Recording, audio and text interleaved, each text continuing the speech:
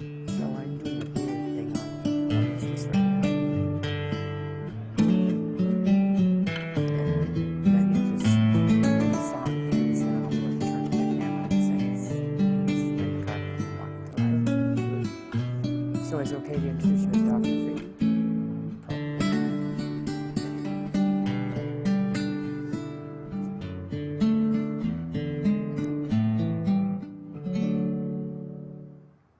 Hi, this is Linda Carbonell, and I'd like to welcome you to another edition of Walking Through Life. Today I have Dr. Freeman from the National Center for PTSD. Hello. Hi. Would we start off with you explaining what PTSD is and what the effects of that is? Sure.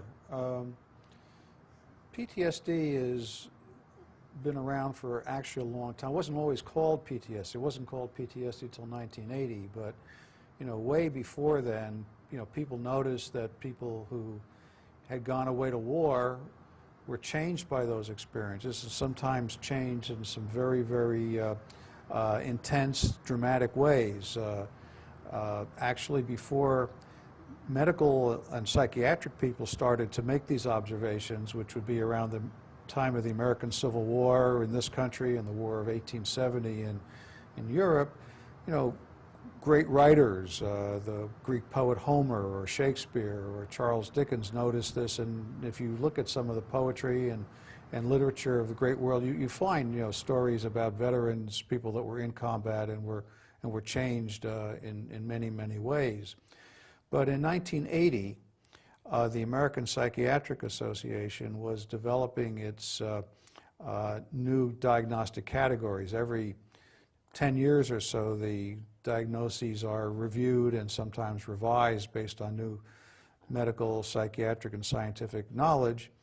And there were a number of people, psychiatrists, psychologists, social workers, as well as families, who felt that there was an important gap in the diagnostic classification, and that was a gap to cover the psychiatric problems of people who had been exposed to the Nazi Holocaust, had been raped or abused as children, had been veterans. At that time, particularly, people, including myself, were working with Vietnam veterans, and so that was very much on the minds of a lot of people.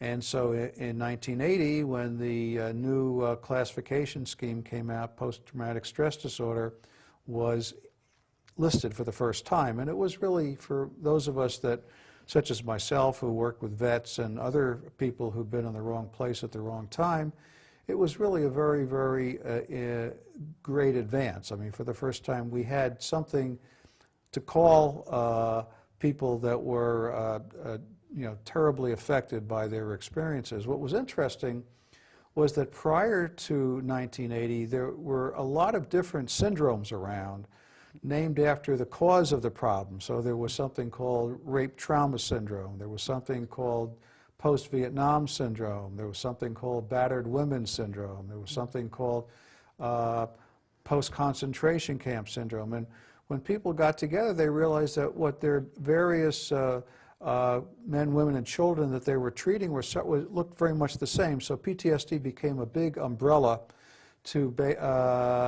in which to include all these different problems.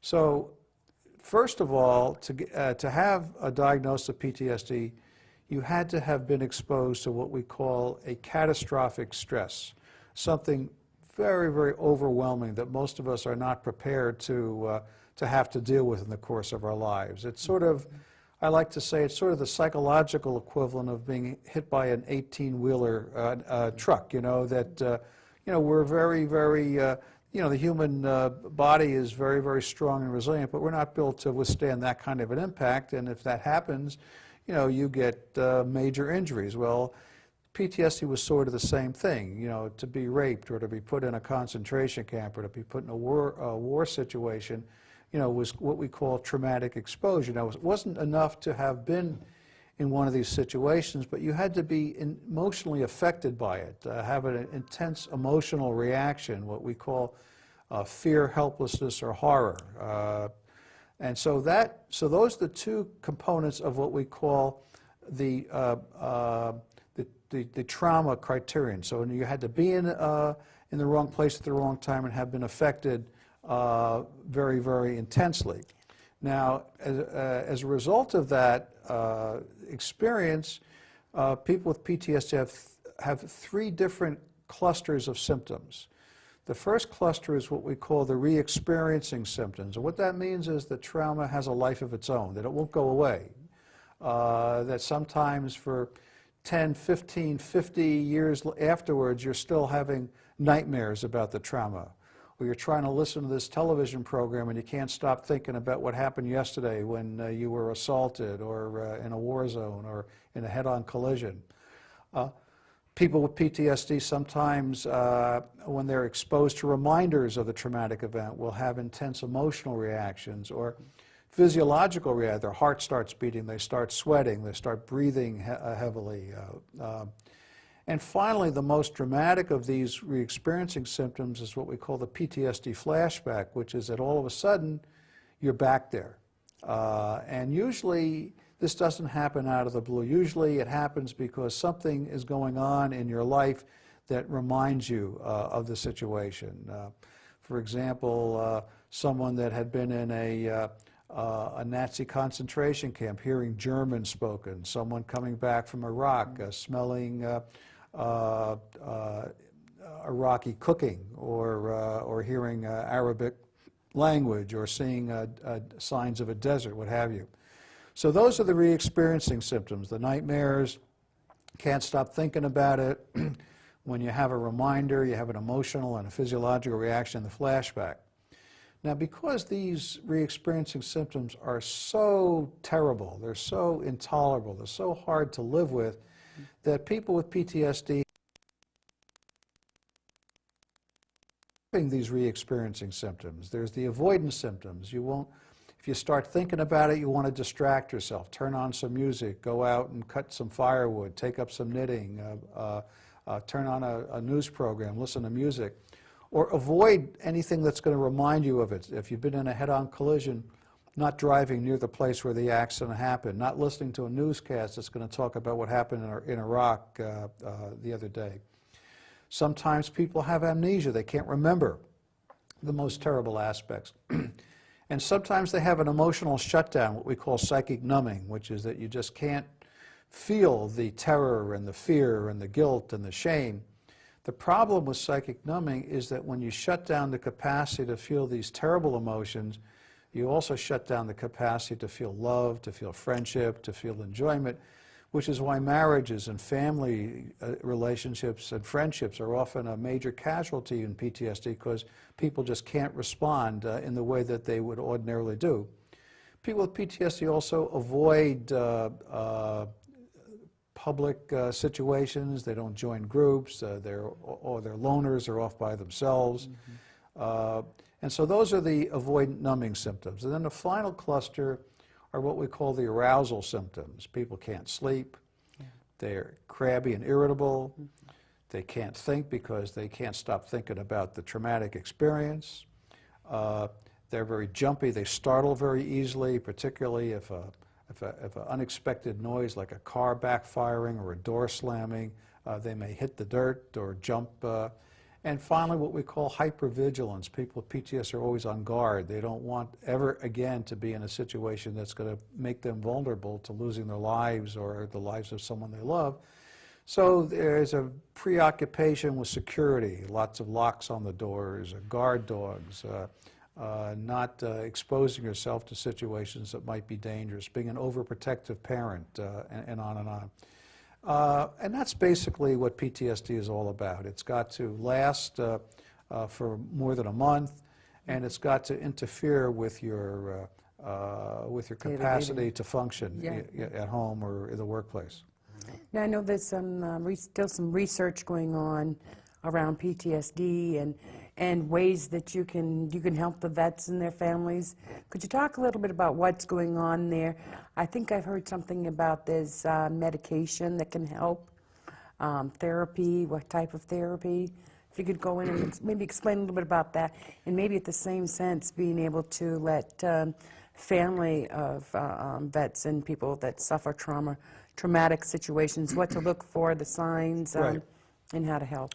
Well, the first thing I want to say is that most people, including most vets, don't develop PTSD. So it's really important that people recognize that most of the folks that come back from, say, Iraq or Afghanistan, who may look a little bit different because of their experiences, that doesn't necessarily mean that they have PTSD. You know, they've been on high alert 24/7. It's really hard to just flick an off switch and not do that. Often we see people coming back from Iraq, you know, whereas over there you drive, you know, as fast as you can. You don't stop because you don't want to see a roadside bomb. Well, that's not good on I-89 or Route 4. So that's an adjustment issue. But it's not PTSD necessarily. Not being able to sleep, you know, worried about safety. But if your veteran, a family member or friend, seems to be changed by his or her experience, don't immediately assume it's PTSD. Assume that it's part of the readjustment process, and that might take a while. But you know, try to be attentive and supportive. You know, we've developed here in Vermont. We've been working with the Vermont National Guard as well as the governor and the Office of Human Services, something what we call the Military Family and Community Network, to basically link together the families and the vets who come back to help smooth their reentry. And the assumption is not that they have PTSD, but there might be some bumps in the road. So I really want to, before I get into PTSD, I can't emphasize it too strongly that most folks are not going to develop PTSD, but they may need some understanding and some assistance and some support. And is there a way that a family member might be able to find out what it is that they need when they come back, as far as supports? You know, what helps the vets when they come back, even if they don't have PTSD? I mean, what's if they're just coming back? What's some of the things that the family members can to actually do to make their transition a little bit more comfortable? Well, I think that, you know, and what we've tried to do with the network, I think that families can try to educate themselves. Exactly. Education's about a big thing. what might be the problems. You know, if a vet is less loving and emotionally available to the family, not to assume that there's another boyfriend or girlfriend in the picture, but that they just might have had an emotional shutdown, which is, you know, appropriate in a war zone, but it's not appropriate in a family setting, and they may need some time. So I think that people need to be, you know, do what we're trying to do on this program, is to know what the worst case scenario might be, which would be PTSD, to recognize that people that are having problems don't necessarily have PTSD, but that they could benefit from understanding. I think that to be available if people want to talk about what happened in the war zone, but to realize that people might not want to talk about the war zone because it might get them upset. So I think that the more you can educate yourself, the better you can do. And one way of educating yourself is to get onto the National Center's website. National Center for PTSD, or? The National Center for PTSD, right. We have lots of information on our website about PTSD in general, about the kind of problems of vets from the newest wars. And I think you're going to show that Yes, that's going to be at the end of the at program. yep. So just click onto our website. There's a section on our homepage which talks about returnees. There's a guide for families, a guide for troops themselves, and a lot of other information, so you can, you know, begin to learn some of those things. And from what I understand, too, there's support for families of soldiers that are in Iraq now, that there's some sort of support system for them, too. Right. There are a number of support systems out there. The Guard itself has its family assistance centers, and through our network, we've developed we've carved up the state into 6 different districts built around the armories that are there, and we have partnerships between the Guard Family Assistance as well as the state human resources people. The VA is available. We have programs here in White River as well as up in Burlington. we have 2 vet centers, one here in White River, one up in South Burlington. So there's lots of resources out there for people or for returning troops themselves that are looking for help. And again, it's not all about PTSD, but but it could be. Right. Do you want me to talk about PTSD now, or Yeah, that'd be great. Okay. I think we were going to go towards the therapy for PTSD and maybe medication. Right. Well, we have a number of treatments for PTSD. I have to tell you, I've been around a long time. I started in the post-Vietnam era, and we didn't even, PTSD wasn't even a diagnosis until 1980, so we had troops coming back from Vietnam in the 70s or in the 60s even. We didn't have a PTSD diagnosis, and we sure didn't have PTSD treatments. It was really flying by the seat of our pants. The first vet center, and I'm proud to say the first vet center of the country, was established in Vermont. It was in Williston in 1979. But it was really nothing like what we have available now. And we do have some treatments. We have some excellent psychotherapy treatments. They're called cognitive behavioral treatments, and there are 2 that really work very well. One is called prolonged exposure, and that's where with a skilled therapist, the veteran, and this doesn't just apply to veterans, by the way, it also applies to other people with PTSD, such as rape victims or survivors of motor vehicle accidents or survivors of child sexual or physical abuse. So what I'm saying about the vets also applies to anybody with PTSD. But and this is a treatment where, with a very skilled therapist, you relive, or you go back and look at the traumatic material and try to understand what actually happened to you, and in the process develop the capacity to separate your memory, which is never going to go away, from the very strong emotional reactions that are making your life miserable. So that's exposure therapy. In cognitive processing therapy, CPT, that's another approach which again goes, explores the traumatic material and helps people make sense of what happened to them, again, so that they're not going to have some of these thoughts that often happen that are really wrong, like such as I'm worthless, I'm no good, I wasn't strong enough, you can't trust other people, and on and on. And these are very, very powerful treatments, and they're both very, very effective. The National Center has done a lot of work in these areas. We've had some very, very successful treatment trials, which have been published in the scientific literature, and we're now training therapists all across the country in the VA system to use these treatments, because they're relatively new, and a lot of therapists that have been out there for a long time never learned these treatments when they were in training, so we're trying to help them to learn those. There are also some medications that are available. There are 2 medications that have FDA approval. They're both what we call SSRIs, selective serotonin reuptake inhibitors. One is called Zoloft or sertraline. The other is called Paxil or paroxetine. But there are other medications, mostly antidepressants, that are out there that seem to be effective in PTSD.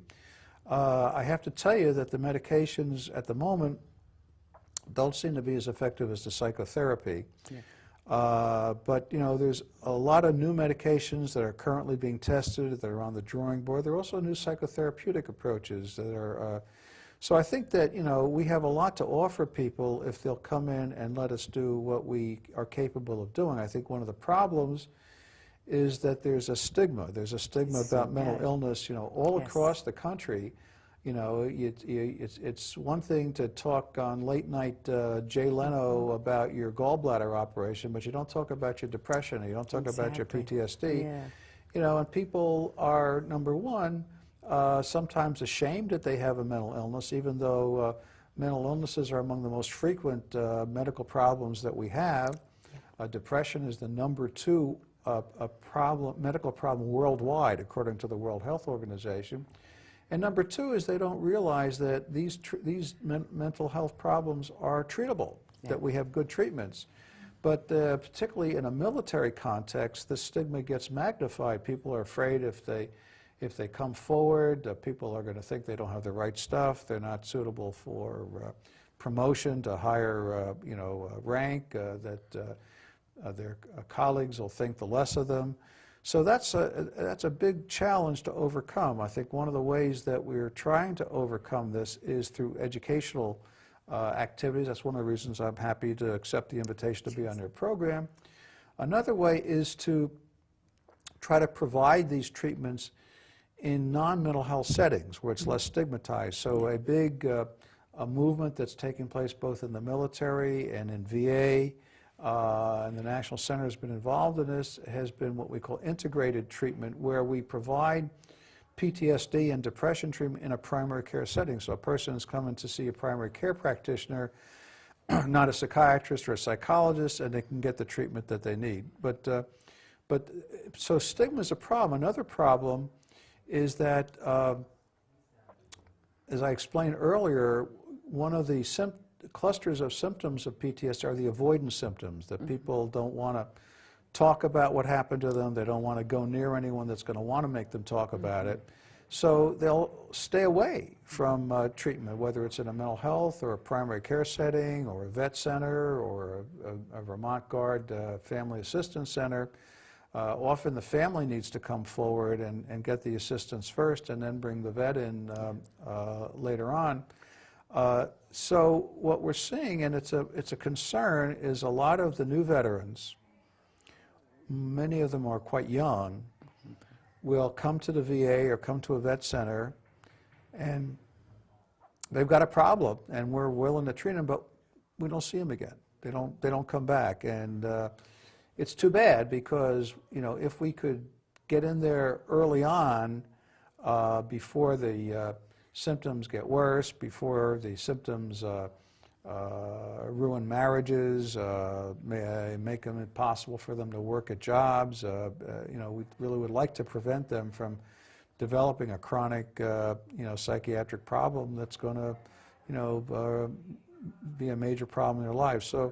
So hopefully, any of you out there, whether you're a returned troop or a family member or a friend of someone, and you've noticed that this individual might have PTSD based on what I've described earlier, or what you'll find on our website, it would really be good to, talk to them about it. They may not be happy to discuss it with you, but I think as a friend or a loving member of the family, I think it's your responsibility to point that out, at least to plant the seed, to maybe direct them to our website or other resources so they can find out for themselves, and hopefully, if they do come in for treatment, to try to help make it easier for them to stick with the treatment so we can get them over this hump as soon as possible.